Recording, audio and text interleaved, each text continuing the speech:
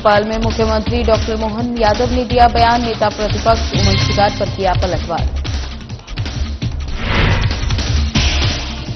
पूर्व अध्यक्ष स्वर्गीय रामकिशोर शुक्ला की जयंती, विधानसभा अध्यक्ष नरेंद्र तोमर ने दी श्रद्धांजलि।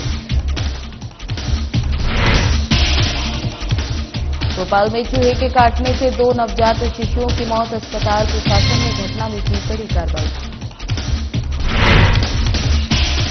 मंडला में लोकायुक्त टीम ने की ट्रैप कार्रवाई, समिति प्रबंधक से रिश्वत लेते किया गिरफ्तार।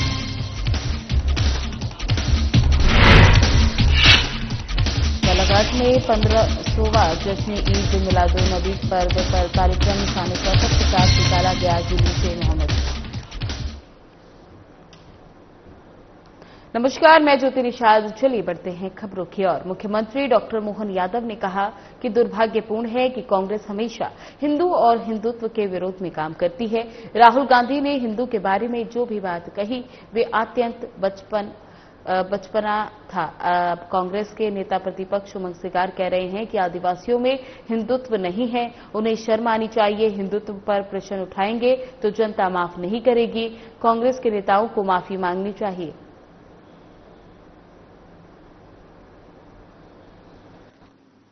कांग्रेस हमेशा हिंदू और हिंदुत्व के विरोध में ही काम करती है, बड़े दुर्भाग्य के साथ कहना पड़ेगा। राहुल गांधी ने हिंदुत्व की मजाक बनाया। हिंदू अहिंदू के बारे में जिस ढंग से उन्होंने बात रखी है वो उनका अपना बचकानापन था।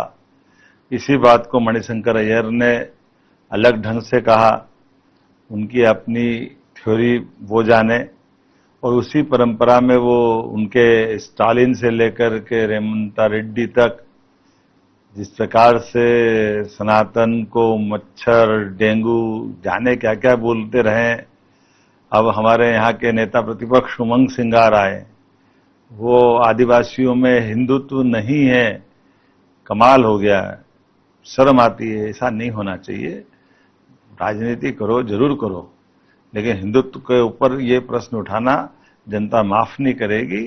हमारा द्वारा बोला गया शब्द बहुत महत्व रखता है।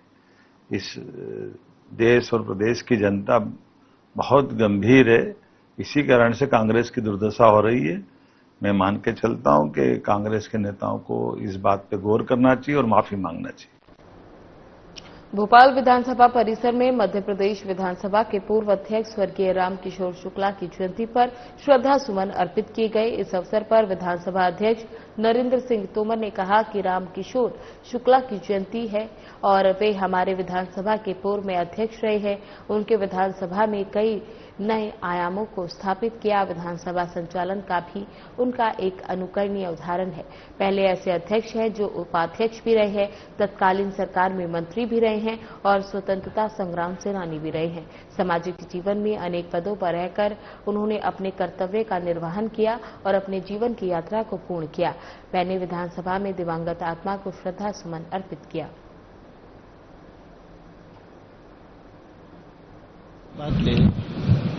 पूर्व अध्यक्ष श्री रामकिशोर शुक्ल जी की जन्म जयंती है।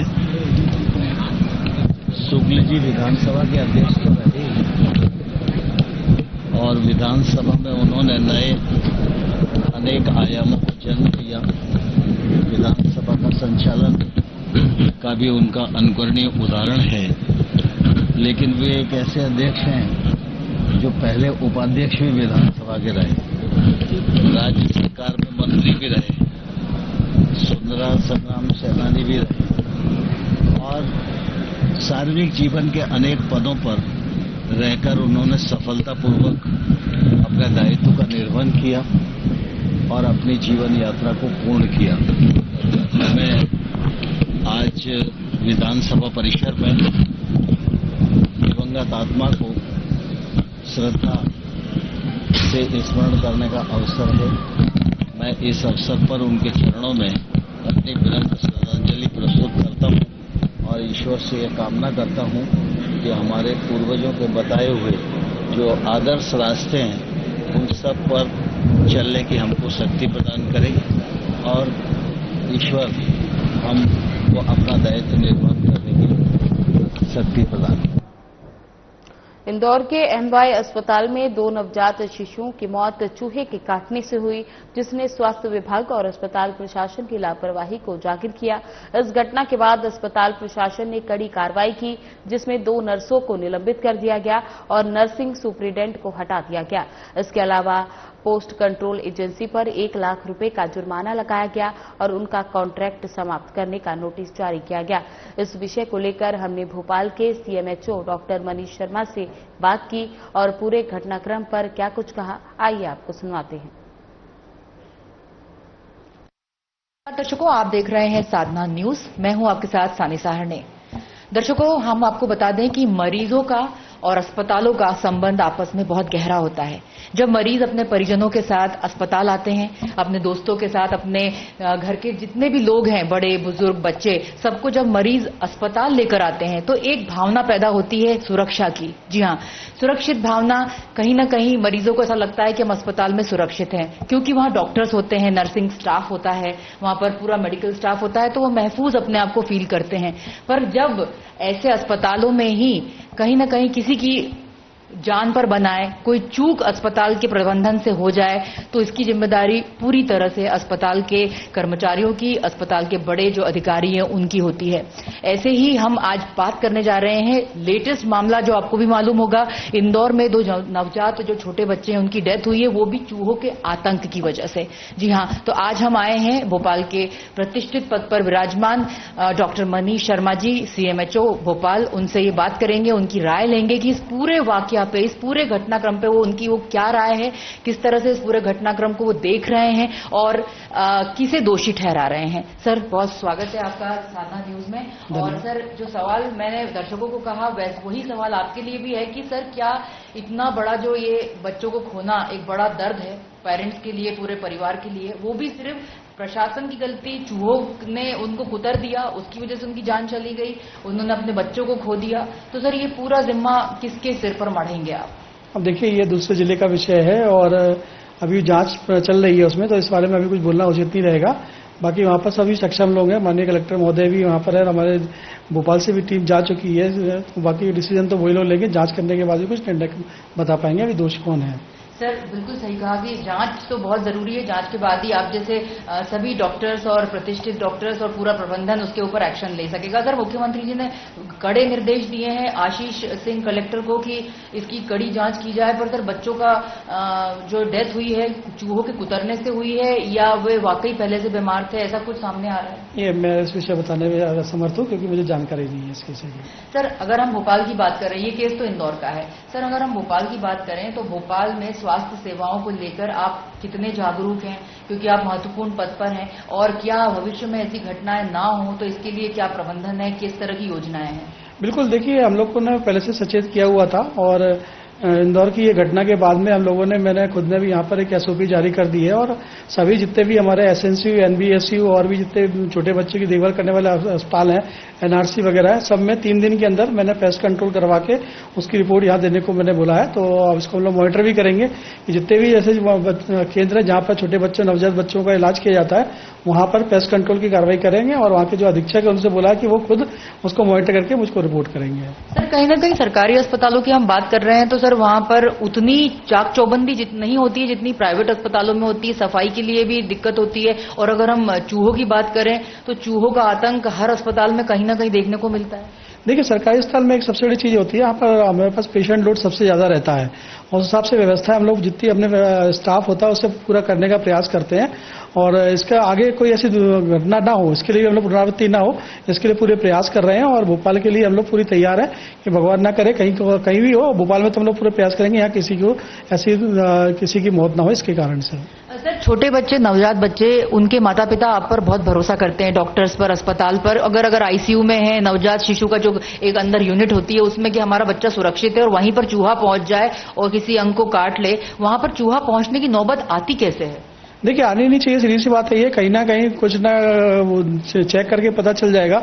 आमतौर पर जो देखा गया है कि वहां पर अगर खाने के कुछ पार्टिकल मिल रहते हैं, फूड पार्टिकल वगैरह रहते हैं, तो वहां से घुस जाते हैं या कहीं लीकेज होता है, छेद दीवार में का छेद होगा, एसी के थ्रू वो पहुंचते हैं। और इसी संदर्भ में अभी हम लोगों ने एक नया प्रयास किया हुआ है, जहां पर भी ऐसे बच्चों की देखभाल की जाती है नवजात को, उसको हम लोगों ने चेंज किया है। अब एक नया नाम दिया गया है, MNCU कर रहे हैं हम लोग। यहाँ पर मदर और न्यूनेटल साथ में रहेंगे, माँ बच्चों के साथ में रहेगी जितने भी ICU हैं। तो वहां पर क्योंकि मदर साथ में रहेगी तो ऐसी दुर्घटना होने की चांसेस बिल्कुल ना के बराबर हो जाएंगे। बिल्कुल ठीक कहा सर आपने, ये बहुत ही अच्छी पहल है कि माँ और बच्चा साथ में रहेंगे। सर, छोटे बच्चों को लेकर प्रशासन और जिला प्रशासन और स्वास्थ्य विभाग क्या प्रोटोकॉल फॉलो करता है? देखिए, छोटे बच्चों को हम लोग वैसे ही, जो आपको पता है कि अपना माननीय मुख्यमंत्री के डैशबोर्ड पे है मातृ मृत्यु दर और शिशु मृत्यु दर, तो हम लोग उस पर वैसे ही कार्रवाई कर रहे हैं। जहां भी बच्चों के जो सबसे प्रमुख कारण है इन्फेंट मोर्टेलिटी का, उसके लिए हम लोग भरसक प्रयास कर रहे हैं कि हर अस्पताल में MNCU हो जाएगा, हर अस्पताल में SBNCU मिल जाए, कि जहां पर नवजात बच्चों की उचित देखभाल कर सकें और उनको समुचित उपचार करके, और फिर उसके बाद में जब वो घर चले जाएं, घर जाने के बाद भी उनके घर पे फॉलोअप हमारी आशा के द्वारा कराया जाता है। और आशा जाके उन पे फिर अगर कोई बीमार पड़ता है, हाई रिस्क बच्चा कोई मिलता है, तो उसको हम लोग नजदीक अस्पताल में लेके जाते हैं।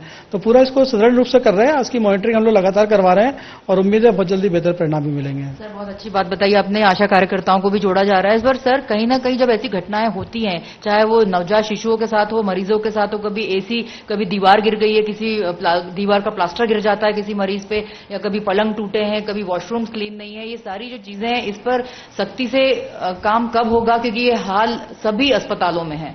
नहीं, बिल्कुल, इसके हम लोग सबसे जैसे मैंने बताया कि मॉनिटरिंग की सख्त आवश्यकता है। तो हमने जितने भी अस्पताल के अधीक्षक है जो मैनेजरियल काम कर रहे हैं, उनको निर्देश दिए गए हैं कि इन सब चीजों का ध्यान रखें कि इसकी पुनरावृत्ति भविष्य में कहीं ना हो। सर, एक चीज और इम्पोर्टेंट है कि यहाँ पर जो काम करते हैं, जो कर्मचारी हैं स्वास्थ्य विभाग के, वो कहीं ना कहीं लापरवाही बरत ही लेते हैं। कितनी भी SOP जारी करें, कहीं ना कहीं उनकी लापरवाही की वजह से बड़ा खामियाजा मरीजों को भुगतना पड़ता है। बिल्कुल, मैंने बताया, इसके लिए मॉनिटरिंग करवाएंगे और जो जांच करेंगे, जो लापरवाही जिसकी सिद्ध होगी उस पर हम कार्रवाई करेंगे। जो निर्दोष होगा उसको और नहीं करेंगे, लेकिन जिसमें लापरवाही सिद्ध होगी उसको बिल्कुल कार्रवाई की जाएगी। सख्त से सख्त कार्रवाई करके ऐसी पुनरावृत्ति कहीं ना, उसका हम लोग बिल्कुल सचमुच ध्यान रखेंगे। नहीं, ऐसा बिल्कुल नहीं है। हम लोग पूरा मैक्सिमम पूरा प्रयास करते हैं और देते भी हैं। कई जगह में आप देखेंगे हमारे यहाँ पर जितने भी NBCU है और खासतौर से जो MNCU हमने बनाए हैं, आप देखिए जाके, मैं खुद देख के आया हूँ काटजू का, इतना शानदार MNCU चल रहा है वहाँ पर बच्चे और माँ के, और वहाँ पर रेफरल भी बहुत कम है और डेथ भी बहुत कम है। हमारे बैरागढ़ में भी यही स्थिति है, कोलार में भी ये स्थिति है कि हम लोग प्राइवेट से बिल्कुल ज्यादा नहीं तो कम से उनके बराबर तो हम लोग उपचार दे रहे हैं, और बाकी जो सेवाएं होते हैं, फूड देना, साफ सफाई रखना, पूरा हम लोग कर रहे हैं और काफी अच्छे उसके परिणाम भी मिल रहे हैं। सर, ठीक है, बिल्कुल, ये बहुत अच्छी बात बताई कि आपने कम से कम उनसे ज्यादा नहीं, प्राइवेट से उनके बराबर तो इतनी सफाई हम मेंटेन करें, इतना तो आपका प्रयास है यहाँ पूरे भोपाल में। सर, सबसे आप क्या कहेंगे, कोई संदेश देना चाहेंगे ऐसे लोगों के लिए जो अस्पताल आते हैं, तो उससे पहले कोई ऐसी गाइडलाइन उनके लिए भी जारी करना चाहेंगे जो माता पिता भी फॉलो करें? बिल्कुल, देखिए, हर जितने भी ICU होते हैं, चाहे NBSU, SNCU, बड़ों के लिए भी ICU होते हैं, तो उसमें एक प्रोटोकॉल रहता है कि वहां पर केवल अटेंडर को एक ही जाए, खाने पीने का सामान ना ले जाए, और प्लस साथ में व्यवस्था भी देखे रहे कि वहां पर शोर शराबा ना हो। और मेन चीज जैसे चूहों वगैरह का प्रबंधन के लिए है, वो तो अस्पताल प्रबंधन हमारा करेगा ही और आगे भी करता रहेगा। निश्चित रूप से सर, बहुत शुक्रिया सर हमारे साथ जुड़ने के लिए। अभी आपने देखा कि हमारे साथ डॉक्टर मनीष शर्मा CMHO भोपाल उपस्थित थे। उन्होंने अपने मंतव्य को, अपने राय को आपके सामने प्रस्तुत किया। शहर में ऐसी घटना ना हो, इसकी पुनरावृत्ति ना हो, ऐसा सुनिश्चित किया जाएगा स्वास्थ्य विभाग की ओर से। न्यूज मेरे साथ सानी सहारणे के साथ, बहुत बहुत धन्यवाद। जबलपुर लोकायुक्त की टीम द्वारा मंडला में ट्रैप कार्रवाई करते हुए जिला सहकारी समिति मोहगांव की समिति प्रबंधक सोहेल खान को 4,000 रुपए की रिश्वत लेते हुए रंगे हाथ गिरफ्तार कर लिया। वहीं बताया जा रहा है कि किसान के KCC के 1 लाख लोन पास कराने और कागजात की कमी पूरी करने के एवज में आरोपी ने रुपए की मांग की थी। उसी एवज में आवेदक ने लोकायुक्त में शिकायत दर्ज कराई, जिसके चलते आज लोकायुक्त की टीम ने बेझिया चौराहे मंडल में कार्रवाई को अंजाम दिया। वहीं आरोपी के खिलाफ भ्रष्टाचार निवारण अधिनियम और BNS की धाराओं के तहत मामला दर्ज कर कार्रवाई की जा रही है। किसान क्रेडिट कार्ड से प्रतिवर्ष मैं लोन लेता हूं, तो इसमें पवन सोनी और सोहेल खान के द्वारा प्रतिवर्ष बिना रिश्वत की कोई उसमें कागजी कार्रवाई नहीं होती है। कागजी कार्रवाई के लिए उन्होंने मेरे से 4,000 का डिमांड किया था और 4,000 की डिमांड होने पर मैंने लोकायुक्त को शिकायत किया। उसी शिकायत के आधार पर आज लोकायुक्त की टीम मंडला में यहाँ मंडला में सोहेल खान को रंगे हाथ उन्होंने पकड़ा है, जो उनके बैग में पैसे रखते हुए उन्होंने पकड़ा है। ये सोहेल खान कब से वहाँ पे पदस्थ? यहाँ 6 महीने से पदस्थ हैं सर वहाँ लगभग। हाँ। और इससे पहले वहाँ पवन सोनी थे। हाँ। उन्होंने भी इस प्रकार के घटनाओं को बहुत से अंजाम दिया है और ग्रामीण क्षेत्र के लोग हैं सर वहाँ पर, इसलिए कोई यहाँ तक नहीं पहुँच पाया आज तक। अच्छा जी। तो तक नरेंद्र कुमार मश्राम थे, जिनने कि हमारे पुलिस अधीक्षक महोदय के साथ शिकायत की थी कि सहकारी समिति मोहगांव के शाखा प्रबंधक हैं, उनके पिताजी का केसीसी लोन 1 लाख कराने के और कागजात पूर्ण करने के एवज में 1 लाख का लोन पूर्ण कराने के लिए 4,000 रुपए की रिश्वती राशि की मांग कर रहे थे, जिसकी शिकायत का सत्यापन कराया गया। सत्यापन के उपरांत आज आरोपी सोहेल खान को 4,000 रुपए रिश्वत लेते हुए रंगे हाथ पकड़ा गया। इन धाराओं पर पीसी एक्ट की धारा 7, 12, 13 के अंतर्गत कार्रवाई की जा रही है। मध्य प्रदेश में अलग अलग कर्मचारी संगठन सरकार से अपने हितों की मांग को लेकर पत्राचार कर चुके हैं, जिस पर सरकार ने उनके मांगों को देखते हुए विचार कर उन्हें पूरा कर दिया है। लेकिन इसके बावजूद भी कुछ संगठन निचली श्रेणी के कर्मचारियों को बरगलाने का काम कर रहे हैं। मध्य प्रदेश कर्मचारी मंच के प्रांत अध्यक्ष अशोक पांडे ने कहा कि दैनिक वेतन भोगी और अस्थायी कर्मचारियों की समस्याओं को लेकर पिछले 20 सालों से हम संघर्ष कर रहे हैं। इसके कारण 28,000 बर्खास्त दैनिक वेतन कर्मचारियों की न केवल बहाली हुई, बल्कि हजारों दैनिक वेतनभोगी कर्मचारियों को नियमितीकरण का भी लाभ हुआ। लेकिन सबसे निचली श्रेणी के कर्मचारी मिल रहे लाभों का कुछ ऐसे लोग लाभ उठाने की कोशिश कर रहे हैं जिनका कर्मचारी संगठन से कोई लेना देना नहीं है।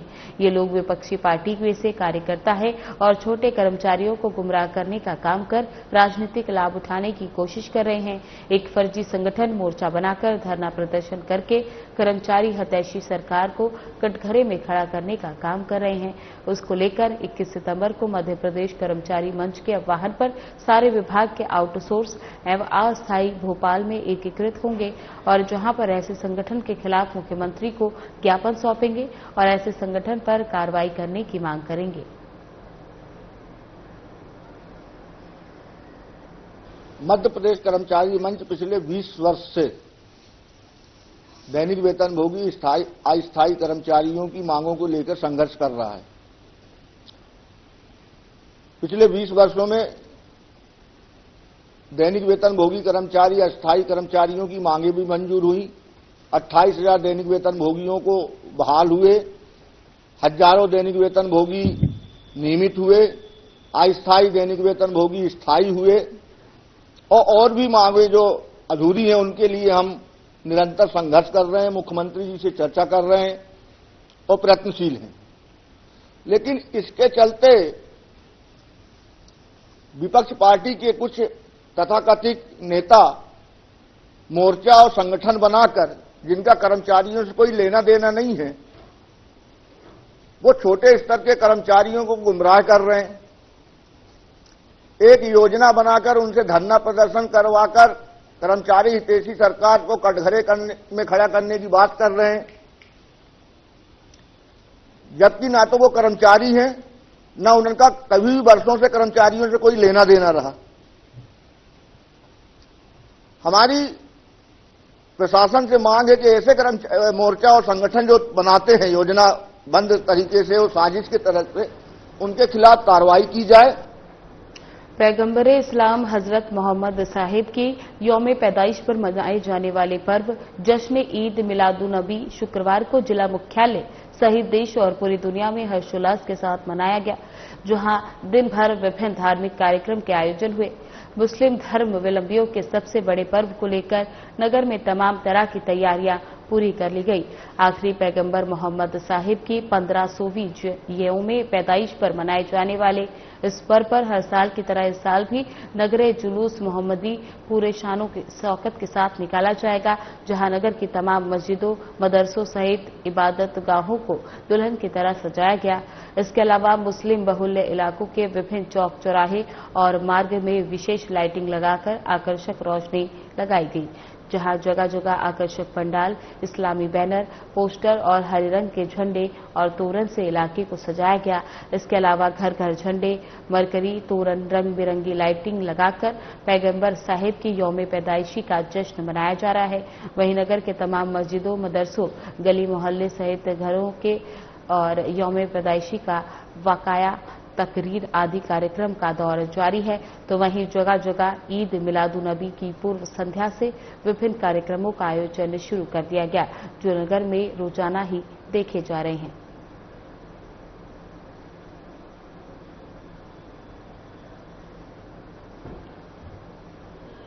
अनूपपुर के प्राथमिक स्वास्थ्य केंद्र बिजुरी में विगत दिनों मासूम सूफियान कुरैशी को सांप के काटने के बाद भर्ती कराया गया था, लेकिन डॉक्टर की लापरवाही से मासूम की मौत हो गई। इसके चलते कलेक्टर हर्षल पंचौली ने पीड़ित माता पिता से मुलाकात की और तत्काल डॉक्टर का सस्पेंशन का आश्वासन देते हुए आर्थिक मदद के तौर पर 50,000 का चेक दिया। साथ ही परिजनों को विश्वास दिलाया कि दोषी डॉक्टर पर कड़ी से कड़ी कार्रवाई की जाएगी।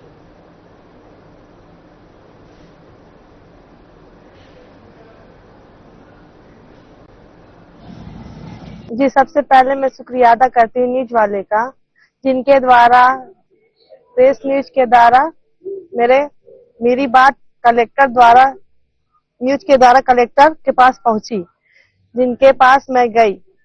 उनसे मेरी मुलाकात हुई। सर ने पूछा तुम्हारे साथ क्या हुआ, तो सर हमने बताया कि सर हमारे बच्चे को सांप काट दिया था, जिसकी वजह से डॉक्टर की लापरवाही से मेरे बच्चे की जान चली गई है।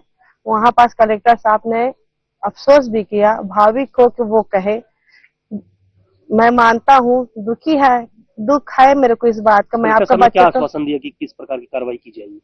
उस समय ये प्रशासन दिया कार्रवाई करने का कि डॉक्टर को हम सस्पेंड करके रहेंगे, हम तुमको न्याय दिलाएंगे। और हमारे ही सामने डॉक्टर का सस्पेंड भाई फोन करके लेटर प्रदान करने का वो किए हैं, सस्पेंड हुए हैं। उसके बाद वो अफसोस किए कि मैं तो कुछ नहीं कर सकता, मैं आपके बच्चे को नहीं लौटा सकता। मैं थोड़ी दुखी हूँ, मेरी भी 6 साल की बच्ची है। इसमें उन्होंने मुझे 50,000 का अपने साइड से सहायता राशि प्रदान की है। बिजुरी नगर पालिका परिषद के वार्ड क्रमांक 12 में गुलाब ग्राउंड से पास लगे विद्युत लोहे के पोल में करंट की चपेट में आने से एक गाय की मौत हो गई। बीते 3 दिनों से रहकर हो रही बारिश के कारण विद्युत पोल में लीकेज करंट के कारण गाय की मौत हो गई, जिस पर तत्काल विद्युत विभाग को सूचित किया गया और लाइन की पावर सप्लाई बंद कर दी गई। वहीं बिजुरी थाने में शिकायत भी की गई, साथ ही गाय का पोस्टमार्टम भी कराया गया। वहीं स्थानीय लोगों का आरोप है कि लगातार जब से नगर पालिका के द्वारा इस विद्युत पोल का निर्माण हुआ है, तब से इन पोलों से करंट लीकेज होता रहता है, जिससे कई बार लोगों को करंट का झटका लगा, जिससे साफ तौर पर ठेकेदारी की लापरवाही दिखाई दे रही है, जिसकी शिकायत बिजुरी थाना में कराई गई, जिससे जांच कर उचित कार्रवाई की जाए। आज तो गाय की करंट से मौत हो गई है, किसी दिन कोई व्यक्ति भी इसकी चपेट में आ सकता है, तो क्या जिम्मेदार इस बात का इंतजार कर रहे हैं।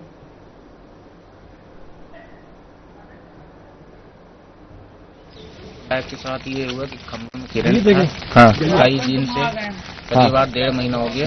एक लड़के को मारा किरण, ये भी बच गया। अच्छा। एक बकरी को मारे, बकरी को 3 बकरी को मारे, ये भी बच गया। फिर इसके बाद कल गाय है तो पानी में घुसे तो तुरंत स्पॉट में खत्म हो गई। कौन दिया सूचना वगैरह?